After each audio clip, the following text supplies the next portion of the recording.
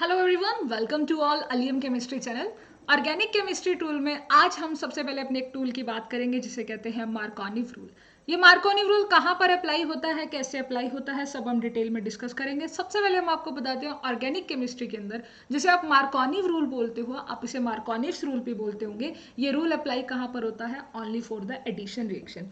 अगर आपके organic chemistry में आपको लग रहा है या आपको क्वेश्चन में दे रखे है कि आपको यहाँ पर एडिशन करना है यानी कुछ ऐड करना है, तब आप वहां पर मार्कोनिव रूल का इस्तेमाल कर सकते हैं। स्पेशली यहाँ पर पॉइंट आता है कि मार्कोनिव रूल के लिए आपके पास क्या होना चाहिए? एल्कीन होना चाहिए।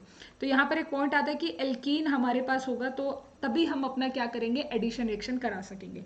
क्या होता है मार्कोनिव रूल? ये 1870 के अंदर मार्कोनिव ने बताया था कि अगर आप कोई एडिशन रिएक्शन करा रहे हैं तो उस एडिशन रिएक्शन के अंदर आप अपना जो रिएजेंट है उसको कैसे ऐड करेंगे। सपोज आपको यहाँ पर विजिबल है कि इसको हमने नाम दे दिया कार्बन 1 और इसे नाम दिया कार्बन नंबर 2। अब आपको HBr को एडिशन कराना है। आपके दिमाग में क्वेश्चन होगा कि ब्रोमीन है, आप ब्रोमीन को फर्स्ट कार्बन पर भी भेज सकते हैं, यानी आप ब्रोमीन को फर्स्ट कार्बन पर अटैच कर सकते हैं, आप ब्रोमीन को सेकंड कार्बन पर भी अटैच कर सकते हैं। Now the point is that कि मैं ब्रोमीन को कहां पे लगाऊं ताकि मुझे क्या मिले? अपना मेजर प्रोडक्ट मिले। चलिए मानते हैं हम ऐसा करते हैं कि ब्रोमीन को हमने फर्स्ट कार्बन पर लगा दिया। तो ये देखो, ये मेरा जो कार्बन है ये कार्बन नंबर फर्स्ट है और इस पर मैंने अपने ब्रोमीन को लगा दिया। नाउ द सेकंड, अगर मैं अपने ब्रोमीन को सेकंड कार्बन पर लगाती हूँ तो ये मेरा सेकंड कार्बन है, मैंने सेकंड कार्बन पर ब्रोमीन लगा दिया तो ये मेरा क्या हो गया? एक और प्रोडक्ट बन गया। ओके, तो जो हाइड्रोजन होगा उसके रिस्पेक्ट में हाइड्रोजन दूसरी जगह लग जाएगा। सपोज अगर आपने अपना जो ब्रोमीन है वो कार्बन नंबर 1 पे लगाया तो ऑटोमेटिकली हाइड्रोजन आपका कार्बन नंबर 2 पे लग जाएगा। ठीक है, ये होगी सिंपल एडिशन की बात। बट एक क्वेश्चन आपके दिमाग में अराइज हो रहा होगा कि हाउ वी नो दैट, कि इसमें से जब आपने प्रैक्टिकली इस रिएक्शन को परफॉर्म करके देखा तो आपको ये वाला जो आपका सेकंड पर जो आपने ब्रोमीन लगाया ये वाला मेजर प्रोडक्ट है, यानी इसकी इल्ड जो आई है, इसका जो प्रोडक्शन है वो अपने को क्या मिलता है? ज़्यादा मिलता है। जबकि अगर मैं अपने ब्रोमीन को फर्स्ट कार्बन पर लगाती हूँ तो मुझे प्रोडक्शन कम मिला। तो ये क्या चीज़ है? यही तो रूल है हमारा मार्कोनिव रूल। इसी को तो एक्सप्लेन करना बनता है। तो आइए जरा एक्सप्लेन करते हैं। सबसे पहले हम आपको एक पिक्चर से समझाते हैं कि मार्कोनिव रूल में क्या है। देखिए, वो एक डायलॉग है ना हिंदी का, अमीर को और अमीर अमीर कर देते हैं, है ना। ये एक रूल है कि भाई जो रिच होता है ना उसको अमीर किया जाता है, जो अमीर है वो अमीर होते जा रहे हैं, गरीब है वो गरीब होते जा रहे हैं।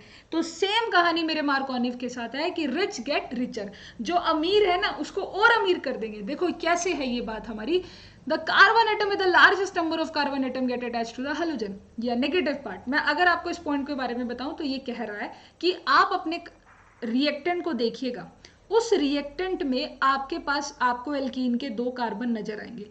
उन दोनों कार्बन में से आप देखिएगा कि जिस कार्बन के पास ज्यादा कार्बन अटैच होंगे, जिसके पास ज्यादा नंबर ऑफ कार्बन अटैच होंगे, वहीं पर आपने आकर क्या करा देना है? उसी कार्बन से इसी कार्बन पर आकर आप क्या लगाना शुरू कर दोगे? अपना ब्रोमीन या अपना OH नेगेटिव पार्ट लगाना शुरू कर देंगे। एक बार फिर से मैं आपको ये बात बताती हूँ, मैंने क्या कहा। मैंने आपको सिंपल भाषा में यहाँ पर यही कहा है कि अमीर को और अमीर कर दो। अब आप देखोगे कि ये कार्बन नंबर 1 है, ये कार्बन नंबर 2 है। कार्बन 1 के पास कितने कार्बन एटम है? फर्दर आप कार्बन 1 के साथ अगर आप देखोगे तो यहाँ पर एक कार्बन एटम इससे अटैच है, फर्दर वो किसी कार्बन एटम से अटैच है। हालांकि अगर मैं इसकी बात करूं तो कार्बन नंबर 2 किसी से भी अटैच नहीं है। तो जो अमीर है वो कौन हुआ? Carbon number 1। The carbon atom with the largest number of carbon atom, वो कार्बन एटम जिसके पास ज्यादा कार्बन एटम होंगे उसके साथ आप क्या अटैच करोगे? अपना हेलोजन या अपना OH, या फिर मैं इन शॉर्ट में यहाँ पे लिख दूं अपना नेगेटिव पार्ट। जो भी आपके पास होगा, सपोज जैसे आपके पास HBr था तो इसमें नेगेटिव पार्ट ये है, ये नेगेटिव पार्ट कहाँ जाएगा? जहां पर आपके पास ज्यादा number of carbon atom attach होंगे तो वहां पर आप इसे लगा देंगे। अब देखिए कि हमने क्या किया, हमने इस क्वेश्चन में भी तो यही किया था। अगर आप अपने इस क्वेश्चन को देखेंगे तो आपने मेजर इसको कैसे कहा होगा? तो बच्चा जरा ध्यान से देखना, इसको आपने मेजर कैसे कहा। अब अगर मैं इस कार्बन की बात करूं तो इस कार्बन के साथ एक कार्बन लगा हुआ है तो यानी कि ये अमीर है। इस कार्बन के साथ एक भी कार्बन नहीं लगा हुआ है तो यानी कि ये गरीब है। तो अपने को क्या जानना था? हमें जानना यही था कि हमारे पास अमीर को अमीर बना दो, रिच को रिचर बना दो।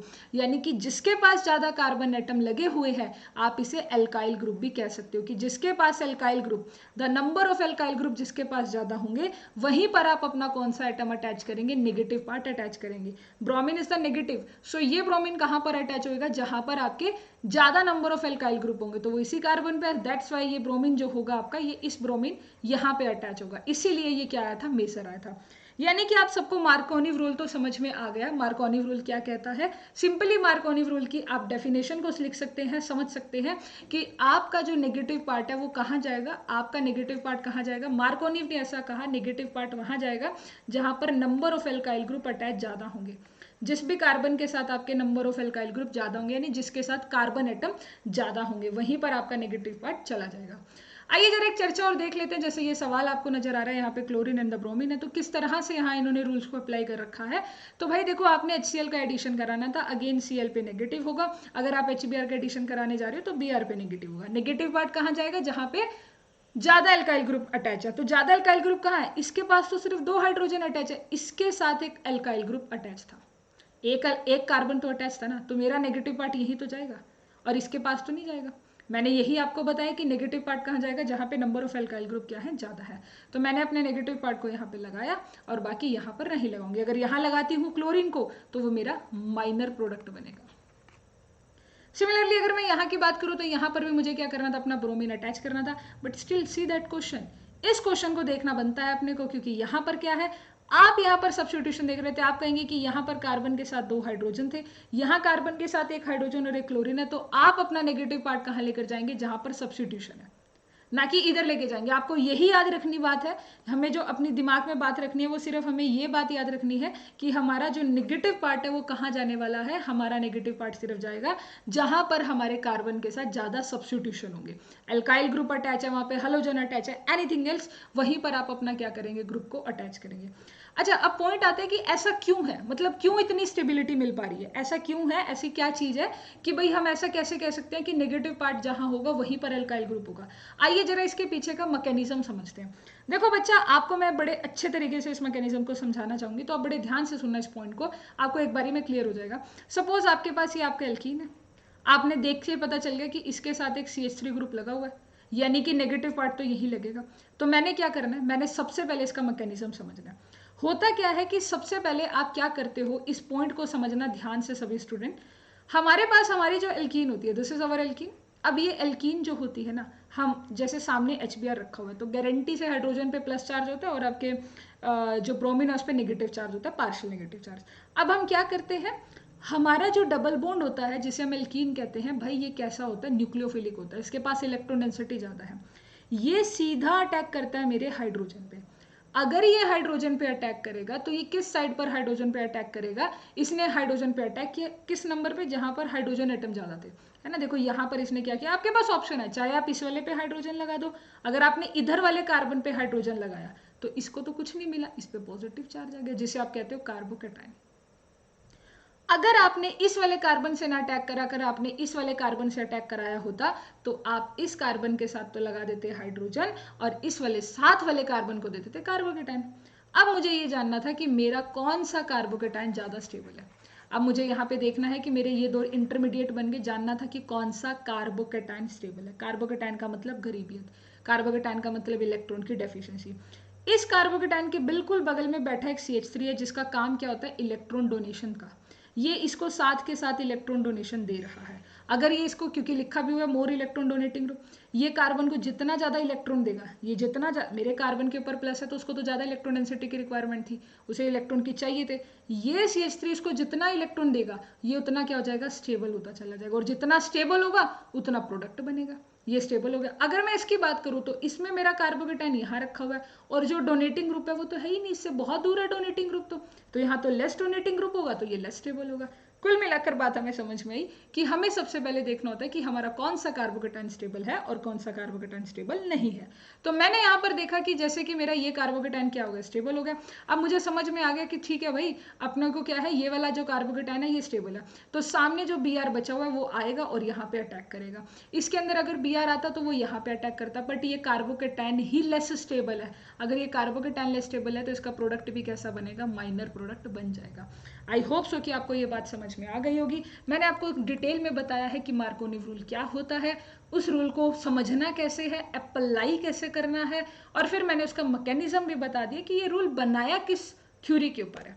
अब आपके सामने एक सवाल आता है, जैसे एग्जाम के अंदर आपके पास ये क्वेश्चन आया, एग्जामिनर आपसे जानना चाहता है कि when the two acid equivalent are added to an aliphatic alkyne, alkyne that's nice. यही तो मेरा क्वेश्चन था कि जो मैंने मार्कोनी रूल पढ़ाया आपको, जो मैंने आपको मार्कोनी रूल पढ़ाया है, क्या ये सिर्फ एल्कीन पे एप्लीकेबल होता है? क्या ये सिर्फ एल्कीन पे एप्लीकेबल होता है? क्या मैं इस रूल को एल्काइन पे लगा सकती हूँ? ये क्वेश्चन कभी ना कभी किसी बच्चे के माइंड में आता होगा। तो अब बारी आती है कि भाई मार्कोनी रूल है, उसको आप एल्कीन पर लगाते हो, क्या ये एल्काइन पे लगता है या नहीं लगता है?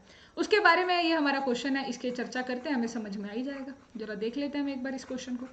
कहता है ठीक है भाई, आप क्या करो, आपको 2 बार एसिड डालना है, मतलब जो आपका एल्काइन है, जो आपका एलिफेटिक एल्काइन है, सपोज मैंने लिखा CH3 carbon triple bond CH3।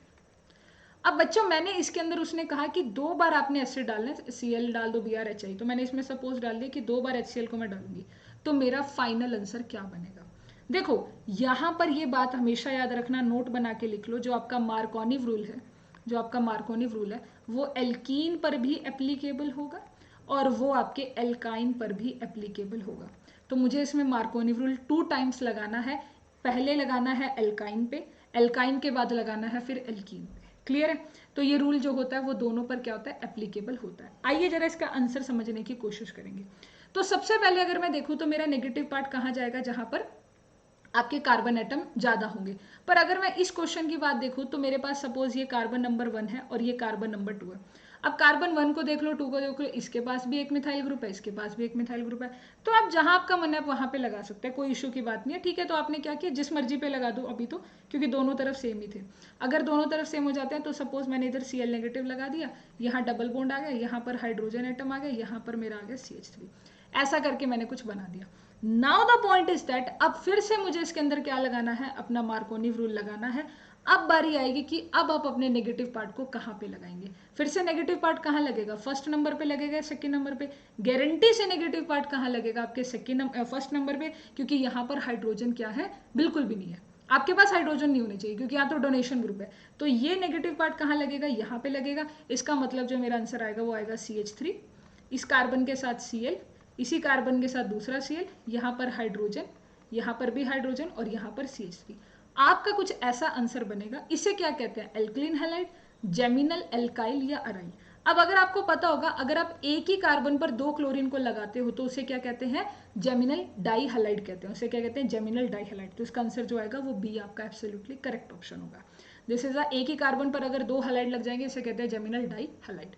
एक क्वेश्चन और है जो मुझे आप कमेंट करके बताएंगे, इसका आंसर मुझे आपसे सभी स्टूडेंट से कमेंट सेक्शन में चाहिए। आप इसका आंसर कमेंट सेक्शन में बताइएगा कि what will be the primary product of the following reaction follows by the Markovnikov rule. इनमें से कौन सा आपका सबसे पहले प्रोडक्ट बनेगा, ये वाला या ये वाला? Just right in a comment section A and B, and आप मुझे ये भी बता सकते हो कि वाई, ऐसा क्यों बनेगा।